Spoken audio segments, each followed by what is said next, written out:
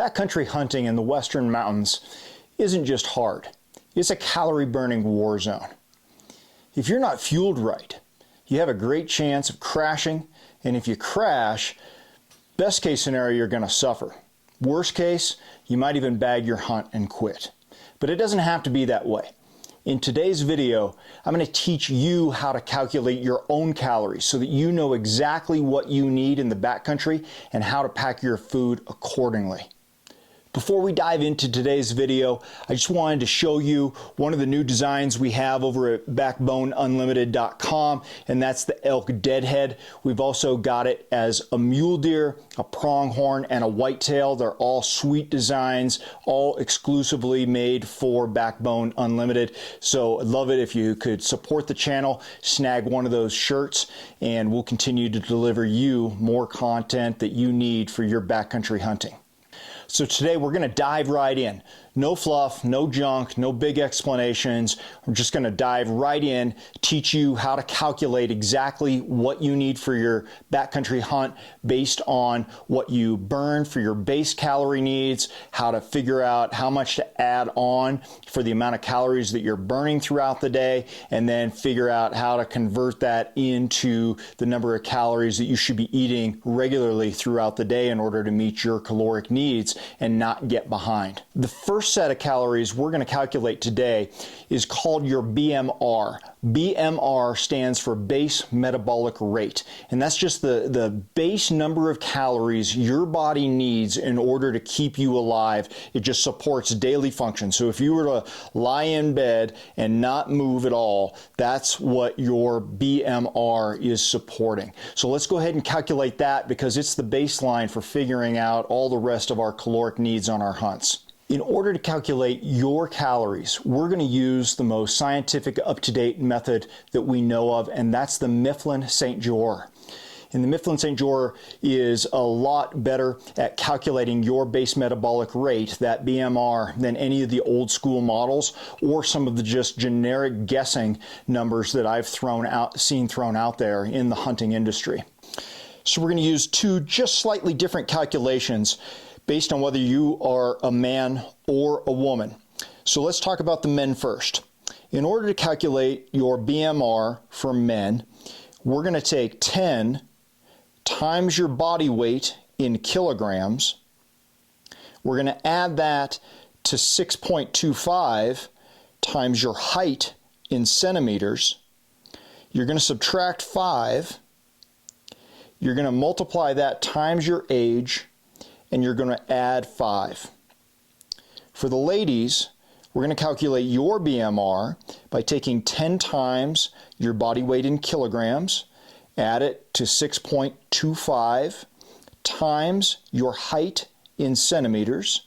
You're going to subtract 5, multiply it by your age, and then subtract 161. So I know that sounded like a whole bunch of just information out there. How in the world do you figure out your body weight in kilograms and your height in centimeters? So let's talk about that as well. So in the United States, we're used to weighing ourselves and getting pounds and measuring our height and getting inches. So to convert your body weight in pounds to your body weight in kilograms, you're going to take your weight in pounds and you're going to multiply that times 0.453 to get your weight in kilograms. Calculate your height and convert it from inches to centimeters. You're going to want to take your height in inches and multiply that times 2.54. So now that we have your weight in kilograms and your height in centimeter, let's go ahead and give an example of how you would plug this into that equation. So for this example, when we look at our equation for BMR, we're going to have 10 times 80 kilograms. That's for a 176-pound male times 0.453 is the conversion from pounds to kilograms. So that's going to give us our 80 kilograms. Then we're going to add that to 6.25 times our height in centimeters. So we're going to say, we're going to use mine, which is 5'10". That is 70 inches. So 70 inches times 2.54 equals 178 centimeters. So 178 is what's going to get plugged into our equation right here. So the first part of the equation, we're going to say 10 times 80 kilograms, that equals 800 kilograms. For the second part of the equation, we've got to multiply that 6.25 by 178 centimeters. So for that part of the equation, that comes out to 1,113. So we'll go back to the beginning here. We're going to take our 800 kilograms. We're going to add that to our 1,113 centimeters there. We're going to subtract 5. And then we're going to multiply that times age. We're going to say that I'm a spry 35-year-old. Then we're going to add 5 to that. And that's going to equal 1,743. So that would be the BMR for this example for a male who weighs 176 pounds, is 5 foot 10 inches tall at age 35. So that's base metabolic rate. Now that's not just to consume on the hunt for the total number of calories. That's the base number I need on a daily basis when I'm not even doing anything else. That's just my base metabolic rate, right? I'm just chilling. I'm just happy to be alive. I'm not out there up and down mountains. I'm not exerting any energy whatsoever. That's just the base. Now we have to figure out how many calories we actually need on top of that for that mountain hunting. Now, of course, everybody's going to hunt a little bit differently. Some folks are going to be hiking harder than others. Some people are just going to be sitting and glassing a lot for the day, and they're not going to need as many calories. As a general rule of thumb, if you're hunting big country and you're hiking up and down continuously for an hour, research tells us that there's a pretty good bet that that's going to burn somewhere in the neighborhood of 500 calories. So then you would want to look at how many hours you're doing that type of activity over the course of a day. Now, if you're sheep hunting in Alaska, that might be 10 hours, right? You might just be packing your butt off, right? Going after critters. So in that case, for a real simple calculation, that would be 500 calories per hour times 10 hours. You've got 5,000 calories that you would need to make up for that you burned on top of your base calories. So we said that in our example, the base calories were 1,743 base calories. Then you would add that 5,000 calories onto that for a total of 6,743 calories. That's what you would need to make yourself equal for the day, to even everything out. That's not a surplus, that's not falling in under, that's just trying to break even right there for making up for what you burned. So the best piece of advice I can give you to really accurately dial in the number of calories that you need is to look at that base metabolic rate first, your BMR. Get that squared away, because there's no guessing involved there. You can figure that out pretty darn close. Make sure that you have that base number really covered there. I hear of a lot of guys only taking 2,000 to 2,500 calories in on backcountry hunts. They are barely covering what they needed for their BMR, and so they're going to be depleted. They're going to be putting themselves at a disadvantage there fuel-wise, and that is going to make a difference in the way that they feel, the way that they recover, the way that they make decisions when their brain is trying to conserve energy there and fight through that calorie deficit.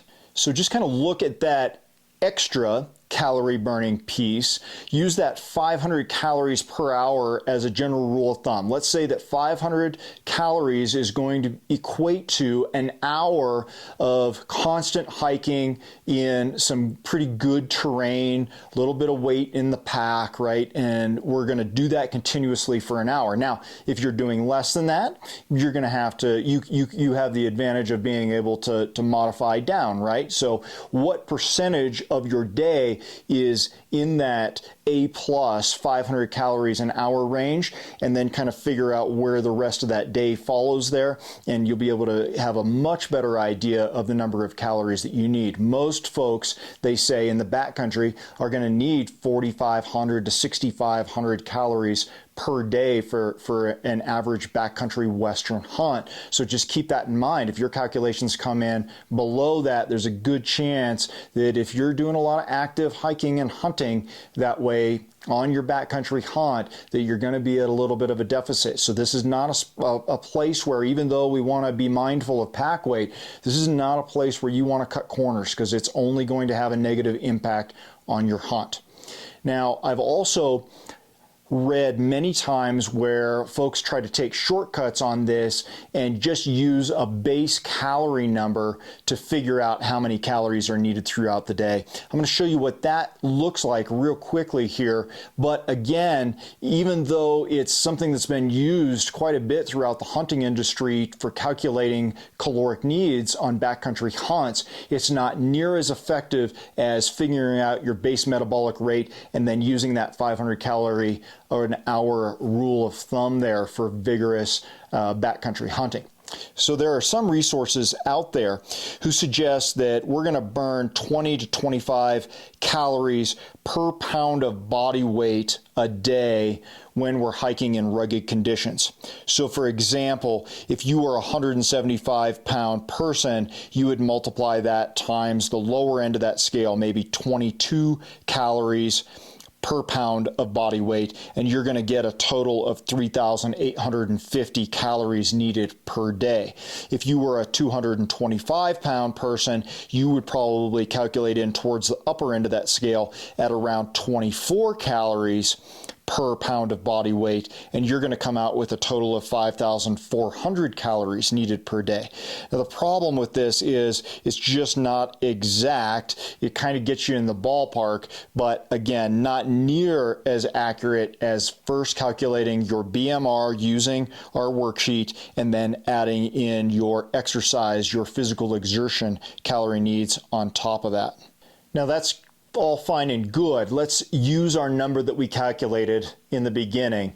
So let's say that 176-pound male who is 5 foot 10 inches tall, is 35 years old. They're hiking vigorously 10 hours a day in the backcountry.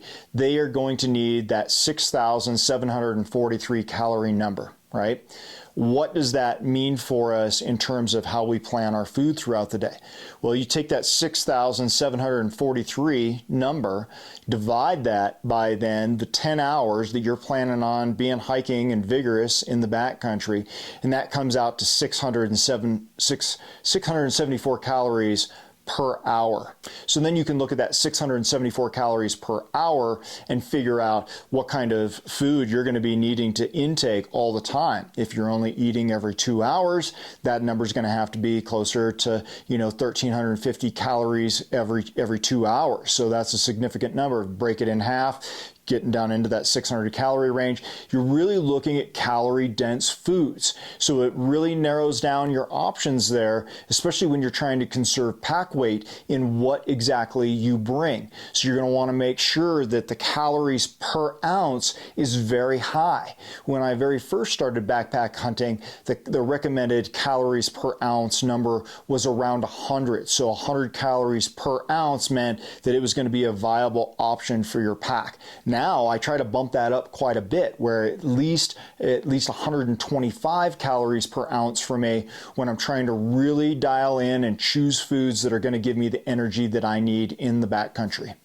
One of the most challenging aspects of trying to get food dialed in for the backcountry is oftentimes we wait until the hunt to experiment with the foods that we're taking. And I really recommend against doing that, because then you have no idea how you're going to respond to that, how your gut's going to react, how your energy is going to react, how you're going to feel at altitude when you're trying to eat and you don't feel that hunger, but you know that you have to get those calories in. So I highly recommend trying to get out on some excursions where you're practicing that, you're experimenting with that food at least over the course of a day and seeing how your body reacts to it, how your energy is, how your bloating is, and then adjusting from there. If it was something you didn't need, maybe then you would consider not bringing that on a hunt again in the future. Of course, in addition to your nutrition, your hydration and electrolytes are going to play a really important role in how you feel out there. It's another area that we can become depleted in a hurry, and it can affect all types of areas, including your hunger and how your body is able to process the food that you need. If you're dehydrated, you're not going to have the water to process and digest your food. So we've got to make sure we stay up on top of that. I've got another video that I'll link to up here and in the description on hydration and exactly how you can stay on top of that, as well as your electrolytes and some products that I use to stay on top of my electrolytes to avoid cramping and just feel the best that I can in the backcountry. In one of my next videos, I'm also going to dive in on exactly the types of foods that I recommend bringing on a backcountry hunt. Some of you may be surprised. There's been a lot of push these days for a carnivore diet in the backcountry. So we'll dive into all that. I'll give you my 2 cents on all of it and how I feel that the body best utilizes fuels, especially in stressful situations like being back there in the backcountry, hiking lots of miles, just go, pushing like an athlete would for an end goal a lot of times, and exactly how I feel like the proper balance of nutrients is going to serve us best back there. So look for that video coming here in the near future. As we review a couple of things here, I highly recommend that you calculate your BMR. It's a pretty straightforward calculation so that you know exactly what your base needs are for calories for the day. And that's going to be a key for you, whether you just want to fuel optimally during your training, whether you want to lose weight, whether you're in the backcountry. You're going to need to know what your base calorie needs are so that you're not just guessing about your calories. In the backcountry, I believe that there are an awful lot of hunters that are running at a deficit within 48 hours of being back there, and it's only hurting their hunt, both in terms of how they feel, how they're processing the information on their hunt, and just long term, their durability during their hunt, whether they're able to recover and whether they're able to stay in the game mentally, get to where they need to go. When that elk's bugling 2 ridges over, are you going to go, or are you going to wuss out, not because you weren't trained properly, not because you're not tough, but because your food is telling you that you're calorie depleted there and that you need more calories in order to go get the job done. Fueling properly in the backcountry isn't a guessing game, and it's not optional. It is 100% mission critical. If you got some value from this video, I'd appreciate you subscribing, sharing it with your hunting buddies, and if you're into more of this backcountry hunt prep from somebody who has a lot of years of success in the backcountry and a lot of failures, I'd love for you to check out backboneunlimited.com. I've got a ton of resources on there and a membership for you to join our tribe, our team, so that we can work through a lot of this together, whether those mean the struggles or the successes, and sharing those with one another. It's a 100% positive place for you to go and be with a bunch of like-minded individuals. Again, thanks for watching. Hunt hard, fuel smart, never settle.